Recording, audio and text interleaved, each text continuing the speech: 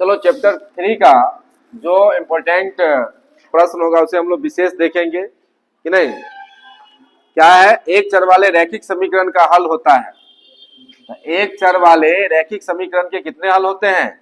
याद रखना, अनेक हल होंगे। एक चर वाले रैखिक समीकरण का अनेक हल होगा। गेट्स प्रार्थी करो, इसको याद रखना है कि एक चर वाले रैखिक समीकरण के जो हल होंगे वो क्या होगा? अनेक हल होता है। दूसरा है, एक चर वाले रैखिक समीकरण के व्यापक रूप क्या है? तो याद रखना, एक चर वाला रैखिक समीकरण है, तो हम लोग इसे पहले बहुपद में पढ़े थे। तो एक चर वाला रैखिक समीकरण का ये व्यापक रूप है, ax प्लस बी बराबर 0। ax प्लस बी बराबर 0 ये क्या है? एक चर वाले रैखिक समीकरण का व्यापक रूप, या उसे व्यापक रूप नहीं, कहीं कहीं लिखा रहेगा सामान्य रूप रहेगा, तो भी इसका मीनिंग वही होता है। तो एक चर वाले रैखिक समीकरण का सामान्य रूप क्या होगा? ax प्लस बी बराबर 0।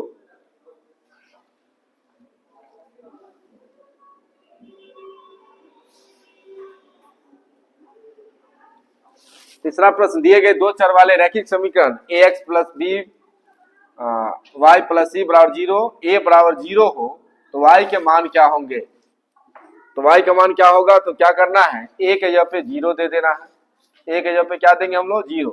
अब यहाँ ax है तो a के जगह पे क्या दिए? 0x, मतलब 0 गुना x बराबर 0 ही होगा। by अब प्लस सी बराबर क्या है? 0। तो ये हो गया 0। अब क्या बचा इधर? by, इधर प्लस में सी, उधर जाएगा तो माइनस में सी। क्योंकि y का मान पूछा गया है इसलिए गुना में b, इधर क्या होगा? बट्टा में माइनस सी बट्टा क्या होगा? b हो जाएगा। इसलिए माइनस सी बट्टा b, ए इसका सही ऑप्शन हो जाएगा। प्रश्न 4 देखो, दिए गए दो चर वाले रैखिक समीकरण ax प्लस बी प्लस सी वाई बराबर 0 हो तो x का मान क्या होगा? तो यहाँ पे क्या करेंगे? y बराबर 0, तो ये हो गया 0 नहीं, क्योंकि यहाँ पे y का वैल्यू 0 दिए तो b गुने 0 बराबर 0, ये कट गया, बचा क्या? x प्लस सी बराबर 0। इधर x का वैल्यू निकालना है, जिसका निकालना रहेगा उसको हम लोग बाएं तरफ रखेंगे नहीं। तो ax प्लस सी बराबर 0, तो ax बराबर क्या होगा? प्लस में सी तो माइनस में सी, और इस तरह से x बराबर क्या होगा? माइनस सी बट्टा कितना? a। इसलिए क्या होगा? माइनस सी बट्टा a। इसमें है ही नहीं, तो क्या है? इसमें c बट्टा a है, बट b दिया हुआ है, लेकिन यहाँ पे माइनस दिया है, ये माइनस नहीं होगा, माइनस सी बट्टा a केवल क्या होगा? माइनस सी बट्टा a इसका वैल्यू। इसमें दिया नहीं है, यहाँ पे होता, लेकिन फिर भी यहाँ क्या होगा? माइनस लगाना होगा, नहीं तो यहाँ पे ये माइनस सी बट्टा है।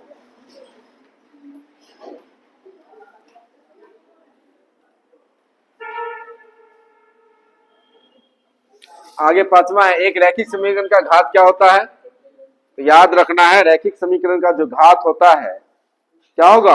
1 होगा। पीछे पढ़े थे रैखिक समीकरण का घात 1, द्विघात समीकरण का घात 2। तो यहाँ पे रैखिक समीकरण है, रैखिक मतलब 1, रेखा जो रेख, इसको खंड करेंगे तो रेखा जो 1 आएगा, मतलब 1। द्विघात रहता है तो द्विजोड़ घात, मतलब द्विजोड़ घात, इसलिए इसका क्या होता है? 2 होगा। लेकिन यहाँ पे रैखिक पूछा गया है इसलिए रैखिक समीकरण का घात कितना होगा? 1 होगा। प्रश्न 6 देखेंगे, दिए गए समीकरण ये है, 4x प्लस 3y 12 के 2 हल होंगे। कौन कौन से 2 हल होंगे?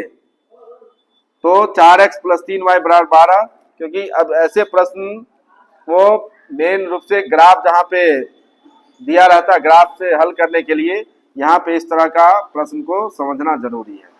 यहाँ देखें क्या है, 4x प्लस 3y बराबर 12, 4x प्लस 3y बराबर 12 है। अब इधर 4x रहने दिए, इधर प्लस में 3y, उधर जाएगा तो माइनस में 3y। अब यहाँ करेंगे क्या? गुना में 4 है तो उधर जाएगा तो बट्टा में 12 माइनस 3y बट्टा, अब क्या हो गया? 4। अब इसमें से इसके तो अनेक हल होंगे, लेकिन केवल 2 गो को यहाँ पे हमको क्या करना है? निकालना होता है। खास तौर पे जब ग्राफ विधि से हल करते हैं तो यहाँ पे एक्स वाई का वैल्यू निकालना होता है, और एक्स वाई का वैल्यू निकालने के बाद हम लोग ग्राफीय विधि से हल करते हैं। तो इसका क्या हल होगा देखते हैं। यदि 3 देते हैं, किसका वैल्यू, y का वैल्यू, क्योंकि पहले होता x का वैल्यू, पहले x का वैल्यू होता, बाद में क्या होगा y का वैल्यू। यदि यहाँ पे 0 देंगे, क्या देंगे 0, y का वैल्यू 0 देते हैं तो क्या होगा 3 गुने 0 बराबर 0 हो जाएगा यहाँ, और तो 12/4 बराबर कितना होगा 3। यदि y का वैल्यू 0 दिए तो इसका वैल्यू कितना आया, x का वैल्यू 3 आया। इसी तरह यहाँ पे 4/3 देंगे, क्या है 12 माइनस 3y, तो y के जगह पे क्या देते हैं 4/3, नीचे कितना है 4 है, ये उतारे 12 माइनस 3y/4। अब चूंकि y का वैल्यू कितना दिए 4/3 दिए हैं, तो 4/3 से ये 3 से 3 कट गया कि नहीं, कितना बचा 12 में से 4 गया तो 8/4, 4 दूनी 8 आया। इसलिए क्या दिए, यदि 4/3 दिए यहाँ वैल्यू y का, कितना आया 2 आया है नहीं, इसलिए इसका सही ऑप्शन ये है। मतलब दिए गए समीकरण के दो जो हल होंगे वो हल कितने हैं, एक 3,0, दूसरा क्या है 2,4/3 है। इस तरह का प्रश्न रहेगा।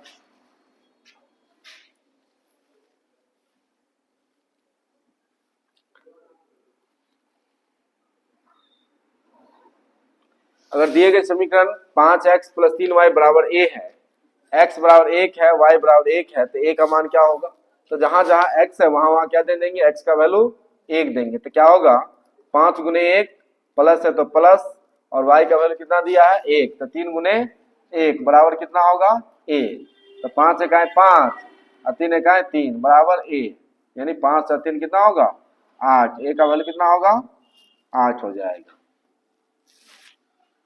सेम ऐसा प्रश्न आगे है, समीकरण x - 2y बराबर 4 का हल क्या होगा। तो क्या करेंगे हम लोग, x - 2y बराबर कितना है 4 है, इधर माइनस में 2y उधर जाएगा तो प्लस में 2y। अब यहाँ पे इसी तरह से निकालना है x y। अब इसके हल बहुत सारे हल निकलेंगे, लेकिन एक हल यहाँ पे दिखाना है। जैसे यहाँ पे क्या करते हैं, y का वैल्यू 0 देते हैं, क्या है x - 2y बराबर 4, तो 4 + 2y यहाँ होगा, तो y का वैल्यू क्या देंगे 0, क्या दिए 0, तो x का वैल्यू कितना आएगा 4 आ जाएगा, तो y का वैल्यू 0, x का वैल्यू कितना होगा 4, यही सही है। ऐसे 2 देख के देखते हैं, y का वैल्यू 2 देंगे यदि यहाँ पे, तो कितना होगा 2 गुने 2, 2 दूनी 4 4 8 हो जाएगा, लेकिन ये 8 है नहीं। यदि 0 देते हैं कि नहीं, तो 4 आया ही है, तो यही इसका सही आंसर है।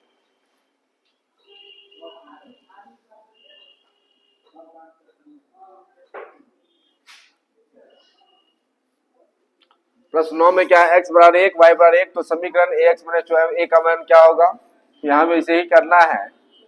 a x है -2y बराबर 10। अब यहाँ पे दिया है x का वैल्यू 1, a गुने x कितना है, x का वैल्यू 1 है, तो यहाँ पे 1 दे दिए, -2 y का वैल्यू कितना दिया है 1 दिया है, तो क्या देंगे 1 ही देंगे, और बराबर कितना है 10। क्या होगा a को 1 से गुना तो a, और -2 को 1 से गुना तो -2 बराबर 10, इसलिए माइनस में 2 इधर और उधर जाएगा तो क्या होगा प्लस में, तो 10 और 2 12, क्या होगा सी ऑप्शन इसका हो जाएगा।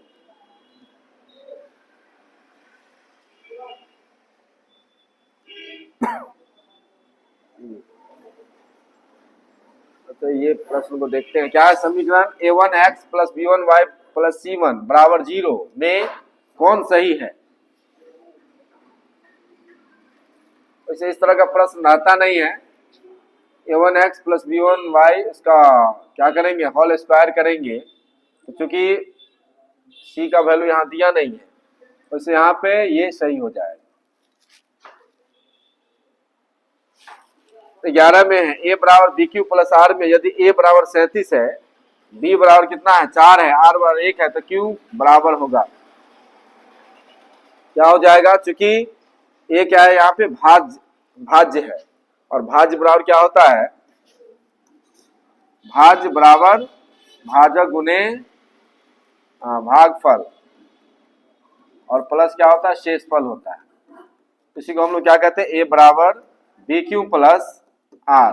अब करना यहाँ पे क्या है, ए का वैल्यू 37 है, मतलब 37 जिसमें हम लोग क्या करते हैं, भाग देते हैं। तो 37 में बी कितना है जो यहाँ पे आएगा, कितना, 4, नहीं बी यहाँ पे जिससे भाग देते हैं उसको हम लोग क्या कहेंगे, बी कहते हैं। और यहाँ पे क्यू, इसका वैल्यू निकालना है।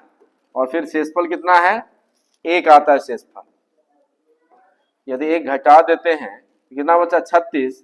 इस 4 से क्या करेंगे, 36 में भाग देंगे तो 4 नंबर कितना होगा, 36, यानी क्यू का जो वैल्यू होगा वो 9 हो जाएगा।